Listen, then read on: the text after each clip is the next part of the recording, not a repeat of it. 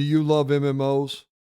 And by MMOs, I mean, do you love a massive multiplayer online experience?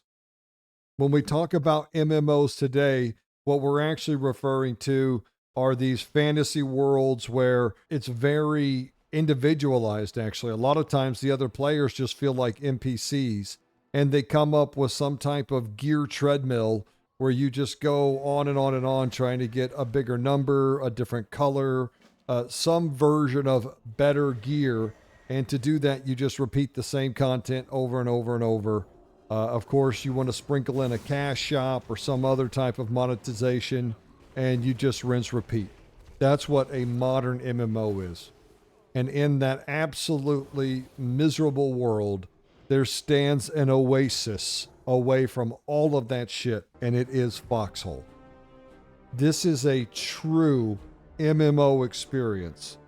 You don't come in here and run dungeons with 5 players or a battleground with 10 or 15 players or whatever, even 40 on 40. No, this is thousands of players divided across 2 teams working against each other to destroy each other. And it is absolutely wonderful. People always ask about Foxhole, is it casual friendly? This is the most casual friendly MMO on the market, period. For a few reasons. The first one is the gearing from the moment you walk in the game, whether you've played it for 6,000 hours or 6 hours, it doesn't matter. You have access to pretty much the same gear. Now, as time goes on, if you want to play in big armored lines or big battleships or something, you'll probably need to clan up to get access to some of that play. But when it just comes to rifles and grenades and gear, everyone has the same kits available. And the other reason this game is very casual friendly is because there is a huge spectrum of the level of involvement that you can have and still have a lot of enjoyment. So someone like me, I play in about 2 to 4 wars a year, or sometimes I just hop in for a couple, 3-4 days of a war. Like if I'm having a weekend where other games I play are kind of in a lull, or I'm just waiting for a content patch or something, this is my fallback game where I just hop in here and have some fun for a while. And when I talk about that spectrum of involvement, what I'm saying is that whether you just want to come in here, play as an infantryman, grab a rifle and some clips, and go hit the front lines and tear it up, that's available to you. And that gameplay alone is a ton of fun. However, if you're looking for more in-depth play and you want to get into artillery, or you want to get into logistics or building huge battleships, whatever you want to do, there's a depth to this game that's there, that if you're interested in taking it further and enhancing your experience, you can do that too. So however you want to play, you can play it. You can hit it hardcore, or you can just hit it on the weekends like I do. Either way is fine. You are not going to be outgeared. You're not going to be outclassed. Your faction is working together as a whole. You're part of a team. It's not about you, which is actually a big deviation from most MMOs today, where it's all about your player and how you want to express yourself and how you want to look. Here, you all look the same, and you're all on the same team, and you've all got the same objective. There's a ton of roles to fill, and you can just get in where you fit in and do what you want. This game is an oasis away from the modern MMO structure and monetization bullshit that's going on. You come into Foxhole, you buy the game, and you have full access to everything, every play style. It is a truly immersive and glorious experience, unlike anything else you'll play. I mean, there is nothing like Foxhole out there. And with this infantry update coming, it's only getting better. And then on top of this, they've got an airborne update coming next year where airplanes and air power's coming into play. So this game has a bright future. The devs have a great vision. These infantry updates, especially to me, in my opinion, are going to help casuals come into this game and get going a lot quicker. There's just some real quality of life changes that needed to be in the game, and now it's going to be even better than ever. I'm going to cover the update real quick, just kind of the highlights. I'm not going to go through all of it. If you want to see the entire dev stream where they explain the what and why of everything, you can go down in the description and watch it. But I'm just going to cover the highlights of what I really liked about this update. You are missing serious fun in your life if you don't have Foxhole on your radar and you don't hop in here from time to time. It's a unique experience, and it's about to get even better with this infantry update. Let me show you some of the changes that are coming in. The first thing, weapon shouldering. It's going to take a little longer to get certain weapons up and aimed than, say, like a submachine gun. So a submachine gun will take hardly any time to pull up and start firing, whereas a rifle or an anti-tank rifle, the heavier the weapon, the longer it'll take to shoulder. They have a very dramatic example here. You're going to have to be very aware of managing your stamina moving forward as infantry. It's going to be a key part of infantry play, and it has a lot of different uses, and you'll see them as we move forward. But one of the uses is your stamina will determine how quickly you shoulder your weapon on top of the type of weapon that you have. Dynamic stagger. This is just more damage, more stagger. High power rifles, high caliber weapons. You get hit with one of those, you're going to get slowed dramatically, but pistols and things that are a little lighter aren't going to have nearly the effect on slowing you down when you get hit by them. With the vaulting improvements, they've cleaned up the ability to hop on stuff and climb over it. You're now also able just to hold the spacebar down so that your guy will just cue vaulting as soon as he's able. This is a wonderful improvement. I lost so many guys because a grenade fell into a foxhole or a trench, and I'm trying to get out of it, but I can't jump, and I get stuck in there. So I'm happy to see this change. On top of just laying out a ton of hate, machine guns will now also suppress the enemy's ability to return fire. So when you're under machine gun suppression, you won't be nearly as accurate as if you're not. And this is a wonderful addition to machine guns, and I think really adds to the immersion of being under machine gun fire. Just that relentless pelting around you is going to make you a little nervous, rattle your nerves. So I'm happy to see this change, and it really adds to machine gun play. You'll see the stealth changes up here on the right when they come in. Talk about muddy vehicles. You can throw a bucket of water on them to clear them and don't drive in the mud. But the stealth changes now when you shoot from a bush. You'll see he pops out like that. It used to be when you shot, you couldn't actually see the guy inside the bush. Now, when you fire, other infantry will be able to see you. One thing to note here is that players in vehicles will not see you pop in and out like this. It will only be other infantry or vehicle commanders who are sitting up with the hatch open are the only ones that are going to see you pop in and out like this. Down here, gas gets kind of nerfed, I guess, but I think this is a much more immersive way to play against gas. So it used to be that when gas got thrown, it almost immediately deployed and just melted everybody in the trench or everybody around it. Now it'll drain your stamina first, and once you're out of stamina, it will begin to hit your health, which gives infantry a little time to response. I mean, you're still going to have to climb out of the trench or run down the trench or whatever, so it's going to make you move and still make you vulnerable to getting killed, but at least you're going to have a little bit of time to react before you just melt. And then when it comes to gas mask, of course, you can put one of those on to negate the whole effect, but having a gas mask on reduces your stamina regeneration. This is one of my favorite changes over here, grenade range and drop. So the first thing is grenade range gets dramatically reduced, which is great because it always drove me crazy that you could throw a grenade as far as you could shoot a bullet, it felt like. And it became absolutely oppressive at nighttime. I mean, just absolutely oppressive. You couldn't even see where the grenades were coming from. So grenade range got drastically reduced. On top of it, this is the one that I'm just so excited about. This is so badass and was such a good idea. But if you pull the pin on a grenade and you pull it back to throw and you get blasted, look, the grenade drops and it goes off. Boom. That is going to have some really fun effects on things like mammon rushes. I think this could get pretty interesting. And also just in trench warfare when everybody's lobbing grenades back and forth. I just think it could be really cool. I love that change, and it's just going to be gory and gruesome and outstanding. I love this change. So the big change now in infantry gameplay is there's a huge focus on stamina. It's going to impact your sprint speed. It's going to impact how fast you pull up your rifle to fire, and it's going to make you resistant to gas attacks. The encumbrance changes are kind of interesting. So encumbrance no longer has any effect on player movement speed. So if you're filled up, you can still move as fast as everyone else. However, it will increase the stamina drain and stamina recovery time. So lighter kits, you can move in longer bursts of speed and you will recover quicker. So that's kind of the advantage to having a lighter kit, is that you can move at faster speeds longer, and then you can move quickly again in a shorter amount of time. But you're not going to be this unmovable behemoth by having a bunch of encumbrance now. There is also a baseline amount of weight that players can carry without penalty, so I don't think this is going to smash mammon rushes or anything, but this is a nice change. Bringing up ammo or bringing up rounds or something is nice to not have to walk like a zombie just because you're bringing RPG rounds up for everybody or something like that. It's just going to mean that you can't sprint as long and that you're going to lose stamina quicker and you're going to have to take a lot longer time to rest. But if you do need to duck behind cover or hop in a trench real quick, you're going to be able to do it without crawling. And I think this is a great change. Squad leader arrow range increase. Desperately needed this.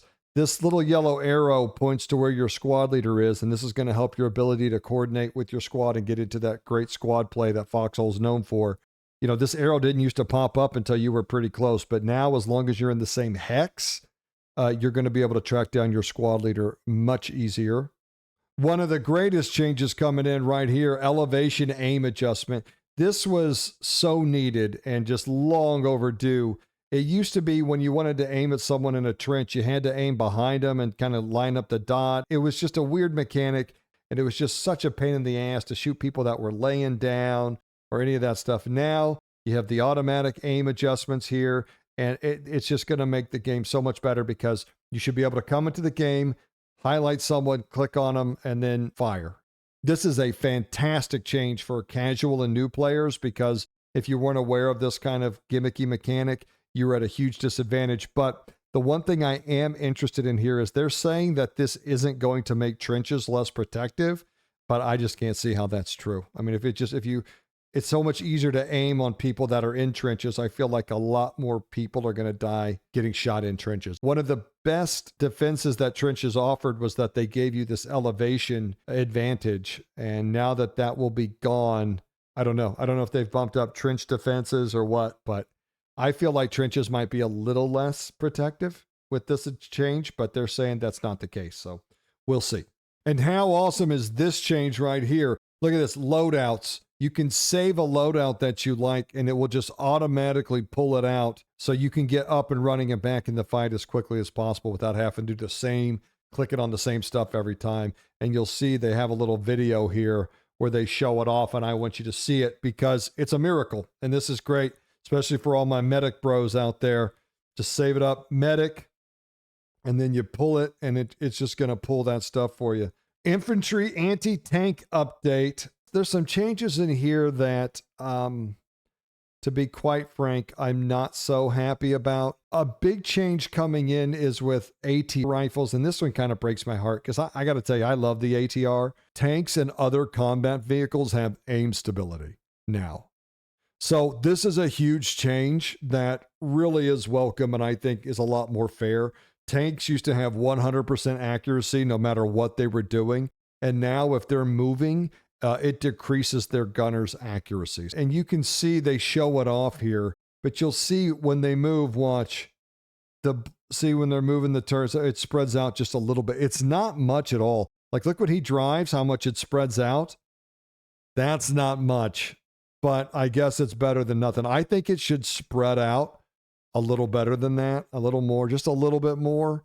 And then when they stop, I don't have a problem with it coming down pretty quickly, but I think it might need to be a little bit more. However, if you add AT rifle heavy suppression on top of it, maybe it does even add a little bit more to that, and it will make these weapons a little more valuable. So when it comes to AT rifles, the big thing is that they are moving more into a support weapon. Well, the first thing is there's a whole bunch of different ones that are coming into the game. And you can watch this video if you want to see all the variations. There's some pretty cool models. Right here, heavy suppression. When you fire these at an enemy tank now, it will reduce their accuracy. Here's a big change, but the devil's kind of in the details. Damage dealt to vehicles from AT rifles will no longer bounce. So AT rifles aren't going to bounce anymore. Instead, they deal guaranteed mitigated damage that's applied directly to the vehicle's health. And the amount of damage dealt will also directly damage the vehicle's armor hit points. They no longer cause subsystem damage or leaks on large ships. And here's the brief video. They show the suppression, so watch. Every time they fire, you're going to see, yeah, see, that spreads it out pretty good and it doesn't come back in. See, that's pretty good right there. Yeah.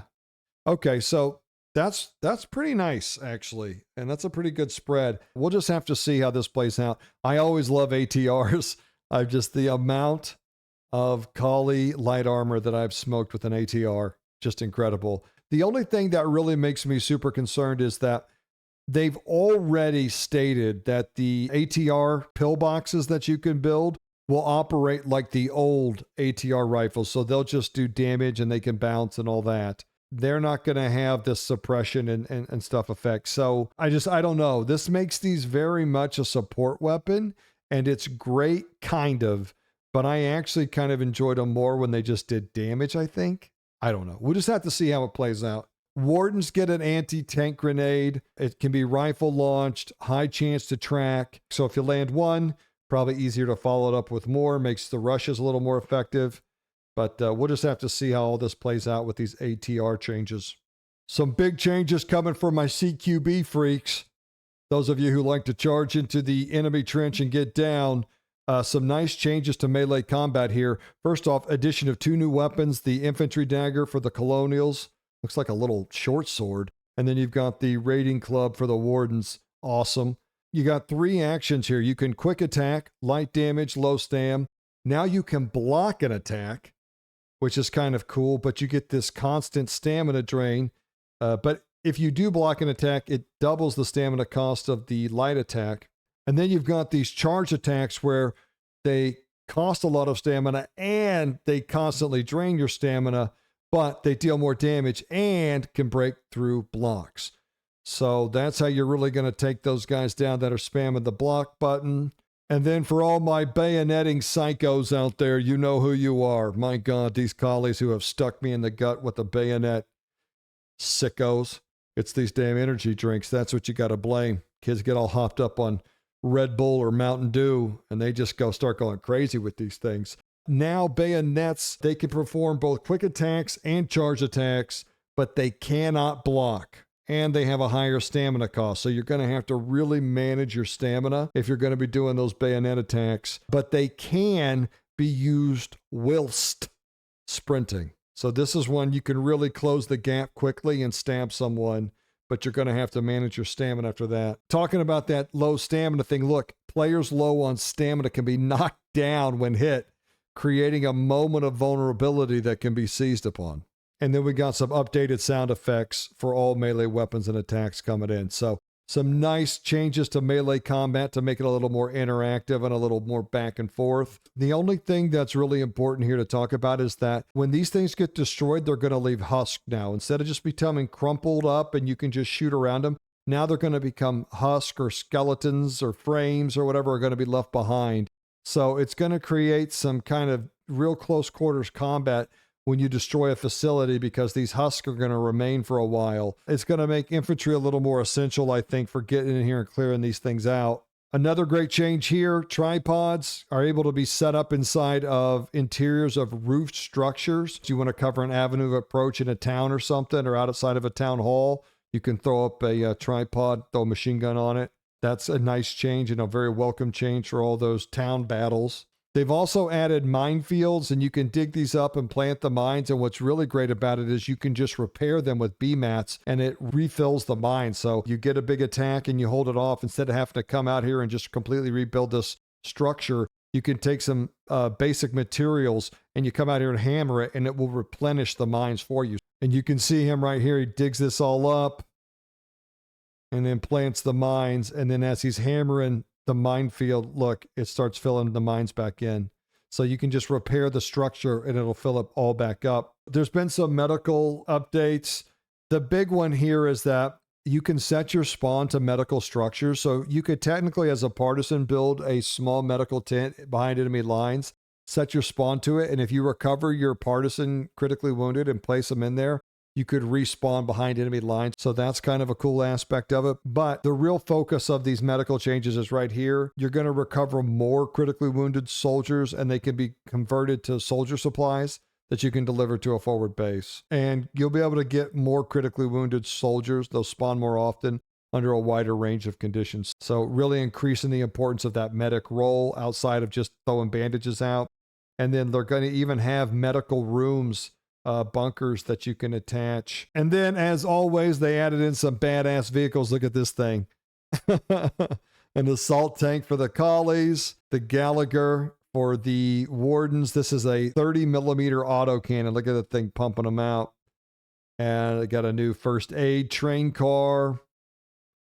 How cool is that? Machine gun on top. And as if that wasn't enough, they ended the dev stream with a little taste of what's coming in 2025. And look here, fellas, we're bringing in the Air Force. How cool is that? Paratroopers, bombing runs, torpedo planes. Summer of 2025, another update war. My God, this game is just incredible. Absolutely incredible. So exciting, and more to look forward to. If you're watching this video when it first comes out, be aware that the update war starts November 18th at 2 p.m. Eastern. This is the Able shard. This is the most popular shard. This is the one that all the vets and everyone plays on. They do have this Charlie shard. A lot less players play on it, and it's good for new players or people that don't want to have to deal with queue times and stuff like that. You can always go to Charlie shard, but Able's the one that matters. Okay, this is where the men roam. So, of course, there's going to be queue times because it's an update war and everybody's coming back to get it on. The actual infantry update war, the actual war, will start November 18th, 2 p.m. Eastern. However, before that, they're having the Update 59 pre-patch war, which will start on the 13th of November, which is probably be the day that I get this out at 1 p.m. So if you want to come in and test these changes and get a feel for how infantry feels now and managing your stamina and different kit loadouts, all of these updates are going to be available in the pre-patch war that starts at 1 p.m. on the 13th. And then I think it runs to the morning of the 18th, and then they'll pull it down. And then at 2 p.m. Eastern time, November 18th is when we go live for this infantry update. And this is going to be an update war, so it's going to be a bloodbath. I think the last big war had 7 million casualties. I'm hoping this one breaks 8 mil. I hope it's an absolute slaughter fest. Those are the best ones. I'm really looking forward to it. If you're looking for a game to play, and you're kind of in a lull, waiting for some other content or something in your other games, jump into Foxhole. You will not be disappointed. There's nothing like it out there. It is a sensational MMO, and it really gives a true immersive MMO experience unlike anything else. Come on in. The water's great, and the game is only getting better with these dev updates. So what are you waiting for? Get in here. Let's Foxhole. If you see your boy on the front lines, holler at me. War is hell. And we're going to be in that war causing all types of hell. See y'all out there. Oklahoma out.